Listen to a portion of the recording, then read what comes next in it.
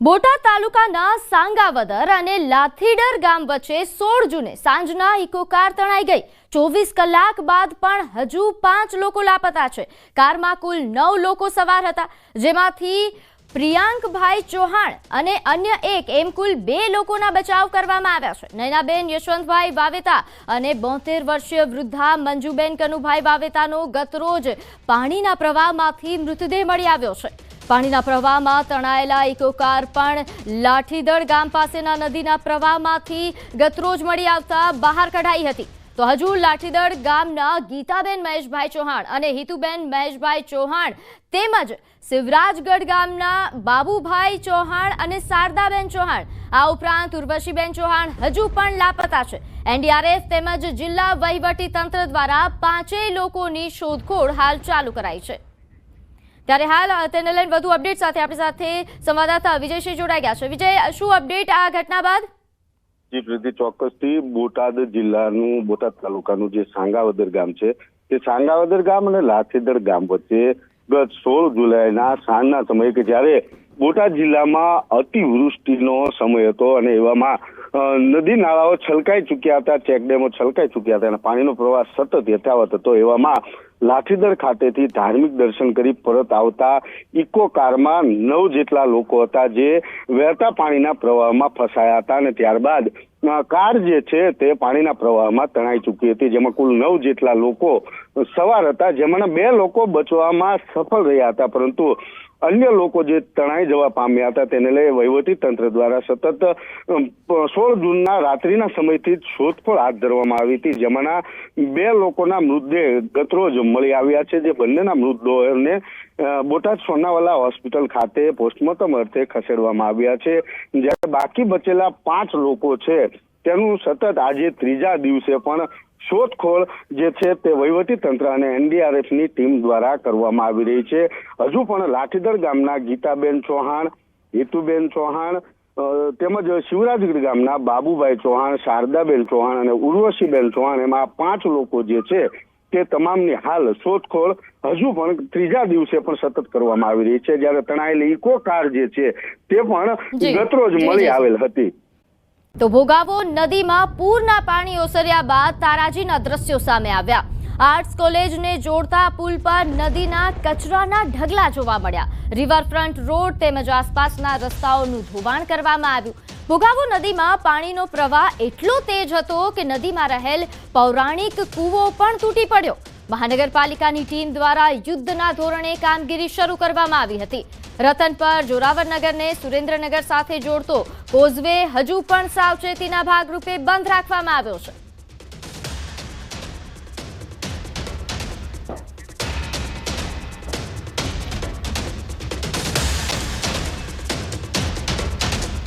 તો ભારે વરસાદ બાદ સુરેન્દ્રનગરમાં કેવી પરિસ્થિતિ સર્જાઈ છે તેને લઈને વધુ વિગત સાથે આપણી સાથે સંવાદદાતા જોડાઈ ગયા છે।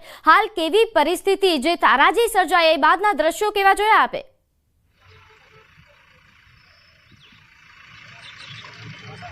જી, ચોક્કસથી વાત કરવામાં તો સુરેન્દ્રનગર શહેરમાં ગઈકાલે મોડી સાંજે જે ભોગાવો નદીમાં પૂર આવ્યું હતું અને 2 કાંઠે આ નદી વહ્યા બાદ જે આસપાસના વિસ્તાર તેમજ રિવરફ્રન્ટ રોડ સહિતનો જે વિસ્તાર છે તેમાં તારાજીના દ્રશ્યો સામે આવ્યા છે। હું ટીવીના દ્રશ્યોમાં આપને બતાવવા માંગીશ કે જે નદીનો જે મોટા ભાગનો કચરો હતો, કચરો તમામ તણાઈને જે આર્ટ્સ કોલેજના જોડતા જે કોઝવે છે કોઝવે પર પહોંચી આવ્યો હતો, જેને લઈને હાલ મહાનગરપાલિકાની ટીમ દ્વારા અંદાજે 30થી વધુ માણસો છેલ્લા અંદાજે 10 કલાક કરતાં વધુ સમયથી યુદ્ધના ધોરણે કરવામાં આવી રહી છે, પરંતુ હજુ સુધી યુદ્ધ આજે પૂરની જે સ્થિતિ છે એટલી ભયાનક હતી કે આટલા કલાકથી કામ કરવા છતાં હજુ પણ પુલ છે તે રાબેતા મુજબ શરૂ નથી કરી શકાયો। આર્ટ્સ કોલેજને જોડતો જે કોઝવે છે આ હજુ પણ બંધ રાખવામાં આવ્યો છે। જી બિલકુલ, અને સાથે સાથે જે રીતે આપે જણાવ્યું કે તળાજી બાદ હવે આ રેસ્ક્યુ કામગીરી એ પહેલા કરવામાં આવી હતી, હવે આ સામાન કચરો હટાવવાની કામગીરી થઈ રહી છે। જે લોકોનું રેસ્ક્યુ કરવામાં આવ્યું તેમના માટે કેવા પ્રકારની વ્યવસ્થા થઈ છે?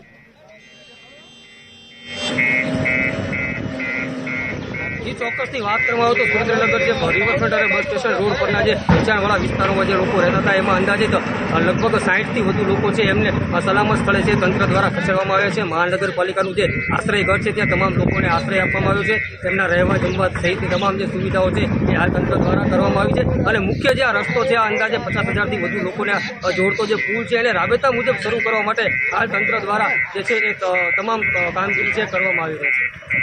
અક્ષય, આપની આસપાસ નજારો કેવો છે એ પણ જણાવો અને સાથે ત્યાં આસપાસના જે લોકો છે તેમની સાથે વાત કરીને પરિસ્થિતિનો તાગ મેળવશો.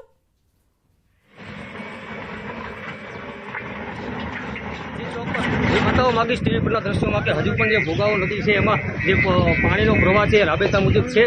જે નદીની અંદર જે મુખ્ય જે પૌરાણિક કૂવો આવેલો હતો તે કૂવા ટીવી પરના દ્રશ્યોમાં જોઈ શકો છો કે પાણીનો પ્રવાહ એટલો તેજ હતો કે આ પાણીના પ્રવાહમાં એ પૌરાણિક કૂવો છે કૂવો જે તૂટી પડ્યો છે. અને હાલ મહાનગરપાલિકા તંત્ર દ્વારા જે છે કામગીરી કરવામાં આવી રહી છે. અહીંયા આપણી સાથે આપણે તમને પૂછીશું કે કેવા પ્રકારની કામગીરી જે છે એ કરવામાં આવી રહી છે. જી શું કહેશો આપ, કેવા પ્રકારની કામગીરી છે? કામગીરી સારું જ ચાલુ છે અત્યારે તો બધું. અત્યારે જે બંધ હતું એના કારણે કેવી તકલીફ પડે? બધાને બહુ જ તકલીફ પડે. બધાને આમથી છોકરાને નિશાળે બધાને આમ લઈ જવા માટે ફરીને જવું પડે ત્રીજા પુલે થઈ. કેટલા લોકોને તકલીફ પડતી છે? ઓછામાં ઓછા રિક્ષાથી માંડી તમામ લોકોને તકલીફ પડે આ વસ્તુમાં. તો અત્યારે જે મહાનગરપાલિકાની ટીમ કામગીરી કરી રહી છે એનાથી સંતુષ્ટ છો તમે? સારું કામ કરે છે. કેવી કામગીરી ચાલી રહી છે? સારા પૂછો સાહેબ ને આપણે એમાં કઈ વાંધો નથી. સાહેબ જ છે સાથે. ચોક્કસથી વાત કરવામાં આવે તો તંત્ર ધોરણે હાલ કામગીરી અક્ષય, આ કાલની જે પરિસ્થિતિ હતી તે પણ જાણવાનો પ્રયાસ કરશો આ લોકો પાસેથી. જી ચોક્કસ. ગઈકાલે જે પૂર આવ્યું ત્યારે કેવી પરિસ્થિતિ હતી? સીધી તો ફૂલ પરિસ્થિતિ ખરાબ જ હતી. કેવું પાણી જતું હતું પુલમાં? પાણી તો પુલ ઉપરથી લગભગ 4 ફૂટ ઉપર પાણીનું હતું. એને લઈને કેવી તકલીફ પડતી હતી? તકલીફ તો કોઈને ની રીતે હવલાવ રોડે ઓલિકા રોડે રસ્તો બંધ થઈ જાય, બીજું શું થાય? જી આપણી સાથે એક બીજા અન્ય પણ ઉપસ્થિત છે તેમને પણ ગઈકાલે કેવી પરિસ્થિતિ હતી પૂરના કારણે? ગઈકાલે પરિસ્થિતિ જોવા જતાં અમને ડેન્જર પરિસ્થિતિ કહેવાય. એનું કારણ શું છે કે અહીંથી અસંખ્ય વિદ્યાર્થીઓ, અસંખ્ય સરકારી અધિકારીઓ, કર્મચારીનો મોટાભાગનો મેઇન રસ્તો આમ જોવા જઈએ જોરનગર માટે મેઇન રસ્તો આ એક છે. કેટલા કલાકથી આ રસ્તો બંધ છે? લગભગ 24 કલાક 18 કલાક દિવસ ખરો. અત્યારે જે કામગીરી થઈ છે એ કેવી લાગે છે? અત્યારે કામગીરી પૂરપાટ ચાલી રહી છે કામગીરી. હમણાં 2 કલાકમાં રસ્તો પણ ચાલુ કરી દીધો છે. નગરપાલિકાના સ્ટાફમાં એવું કહેવામાં આવે છે કે 2 કલાકમાં તો રસ્તો તમને ક્લિયર કરી આપશો.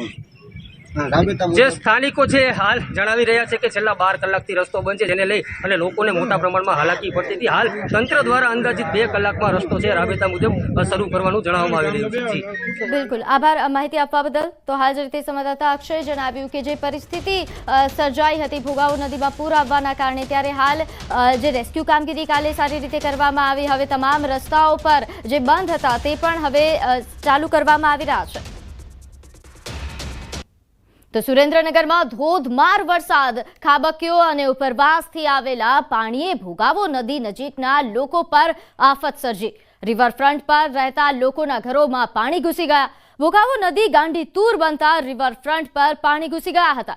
રિવરફ્રન્ટ રોડ પર આવેલા નીચાણવાળા મકાનોમાં પાણી ઘૂસી જતા ઘરવખરી પાણીમાં તણાઈ ગઈ. તો રિવરફ્રન્ટ રોડ પરના મકાનોમાં અંદાજે 5 ફૂટથી વધારે પાણી ભરાયા છે, જેના કારણે નાના બાળકો, મહિલાઓ અને વૃદ્ધો કફોડી સ્થિતિમાં મુકાયા. આ પાણી નદી છોડી જઈ બધું લીવર ફને પાણી ફરી વળ્યું છે. 5, 6, 8, 9 ઘરમાં પાણી ફરી વળ્યું છે. રાંધવાનું બાંધવાનું બધું ખાઈ બગડી ગયું છે. મારું ફેંકી તણાઈ ગયું છે. પીપળા ફરીજ ટીવી બીવી બધું બગડી ગયું છે. અમારા ઘરમાં પાણી ગરી ગયો, થામ તણાઈ ગયા, બધું ગયું. નાના છોકરા છે, ક્યાં જવું અમારે? તેના કારણે આ પાણી ગરી ગયું. પાણી આ નથી, નાલા છોડા, 2 નાલા છોડા ક્યાં ભાગી ગયા? મેં કયો લ્યો. સુરેન્દ્રનગર શહેરમાં મધ્યમાંથી પસાર થતી ભોગાવો નદી 2 કાંઠે વહેતા આ ભોગાવો નદીનું પાણી છે રિવરફ્રન્ટ પર ફરી વળ્યું છે, જેને લઈને રિવરફ્રન્ટ પર રહેતા અનેક જે ગરીબ પરિવારો છે આ પરિવારોના મકાનોમાં પાણી છે એ ઘૂસી ગયું છે, જેના કારણે થઈને આ લોકોને ભારે હાલાકીનો સામનો કરવો પડી રહ્યો છે. આ જે રિવરફ્રન્ટના જે રહેણાંક મકાનો છે તેમાં અંદાજે 5 થી 7 ફૂટ જેટલા પાણી છે, પાણી ભરાઈ ચૂક્યા છે, જેને લઈને ઘર વખરીએ તમામ ઘર વખરી પલળી ગઈ છે, જેને લઈ અને લોકોને ભારે મુશ્કેલીનો સામનો કરવો પડ્યો છે. હજુ સુધી તંત્ર દ્વારા આ મામલે કોઈ પણ પ્રકારની કોઈ નક્કર કાર્યવાહી કરવામાં ન આવતા ક્યાંક ને ક્યાંક લોકોમાં તંત્ર સામે રોષ જોવા મળી રહ્યો છે. અને આજે પાણી છે, પાણી ઉતર્યા પછી જ કેટલું સાચું નુકસાન છે તેનો અંદાજ આવી શકે તેમ છે. હાલ તો આ ભોગાવો નદીના પાણીએ અનેક લોકોની જે છે એ હાલત કફોડી બનાવી દીધી છે. સુરેન્દ્રનગર ભોગાવો નદીમાં પૂર આવતા નીચાણવાળા વિસ્તારમાં ધસમસતા પાણી આવ્યા. નદીના પ્રવાહમાં ફસાયેલા 22 લોકોનું રેસ્ક્યુ કરી સલામત સ્થળે ખસેડવામાં આવ્યા. શહેરના બસ સ્ટેન્ડ પાછળ રહેતા ઘરમાં પાણી ઘૂસી જતા મહાનગરપાલિકા ટીમ અને સ્થાનિકોએ લોકોને રેસ્ક્યુ કરી બચાવી લીધા. હાલ 22 લોકોને સરકારી આશ્રય ઘરમાં રાખવામાં આવ્યા છે. તો સુરેન્દ્રનગરમાં ભારે વરસાદ બાદ જે પરિસ્થિતિ સર્જાઈ હતી, ઘણા લોકો ફસાયા હતા, જેમને રેસ્ક્યુ કરવાની કામગીરી શરૂ કરવામાં આવી. તમામને હાલ સલામત સ્થળે ખસેડવામાં આવ્યા છે. જે આશ્રય સ્થાનો નક્કી કરવામાં આવ્યા છે તે આશ્રય સ્થાનો પર તમામ લોકોને હાલ સહી સલામત રાખવામાં આવ્યા છે. નોંધનીય છે કે ભોગાવો નદીમાં જે પૂર આવ્યું તેના કારણે આ લોકો ફસાયા હતા, તમામને સલામત સ્થળે ખસેડવામાં આવ્યા. ભારે જહેમત બાદ તમામનું રેસ્ક્યુ કરવામાં આવ્યું. નાના બાળકો સહિત જે અન્ય પરિવારો છે તમામનું સહી સલામત રેસ્ક્યુ કરવામાં આવ્યું. અહીં તમામને હાલ જે સરકારી આશ્રય સ્થાનો નક્કી કરવામાં આવ્યા છે ત્યાં તમામને રાખવામાં આવ્યા છે. ભોગાવો નદીમાં ભારે વરસાદના કારણે પૂર જેવી પરિસ્થિતિ સર્જાઈ, જેના કારણે અહીં નદી કાંઠા વિસ્તારના જે લોકો છે, પરિવારો છે તે અહીં ફસાયા હતા. અહીં મનુષ્યની સાથે સાથે પશુઓનું પણ સહી સલામત રેસ્ક્યુ કરવામાં આવ્યું. તો આ દ્રશ્યો ભારે તારાજી પણ અહીં સર્જાઈ, લોકોને ભારે હાલાકી ભોગવવાનો વારો આવ્યો. આ ભારે વરસાદના કારણે લોકોએ રાતોરાત અહીંથી સ્થળાંતર કરવાની ફરજ પડી હતી. તો આ તરફ સુરેન્દ્રનગરના વઢવાણના મોટા મઢાદ ગામે નદીના પાણી ગામમાં ઘૂસી આવ્યા. મોટા મઢાદ ગામમાં તેમજ ઉપરવાસમાં ભારે વરસાદથી નદીમાં પાણીની આવક વધી ગઈ. નદીના પાણી મોટા મઢાદ ગામથી બજારોમાં ઘૂસતા ગામની બજારોમાં નાની નદી વહેતી હોય તેવા દ્રશ્યો સર્જાયા. નદીના પાણી ગામમાં ઘૂસતા ગ્રામજનોને હાલાકી ભોગવવી પડી. અહીં ગામની સીમમાં પણ ખેતરો જળબંબાકાર બન્યા. તો આ તરફ વલભીપુરમાં ફસાયેલા 5 લોકોનું પણ રેસ્ક્યુ કરાયું. 3 બાળકો સહિત 5 લોકો ફસાયા હતા. રંગોળી નદીના વહેણમાં ફસાયા હતા.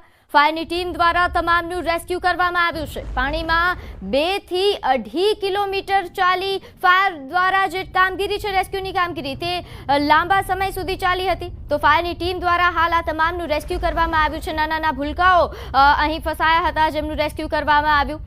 નોંધનીય છે કે હાલ જે જહેમત ઉઠાવવામાં આવી હતી, જે ફાયરના જવાનો છે તેમના દ્વારા તમામ જહેમત ઉઠાવવામાં આવી અને આ પરિવારને બહાર કાઢવામાં આવ્યો. 3 બાળકો સહિત 5 લોકો ફસાયા હતા. તમામનું સહી સલામત રેસ્ક્યુ કરવામાં આવ્યું.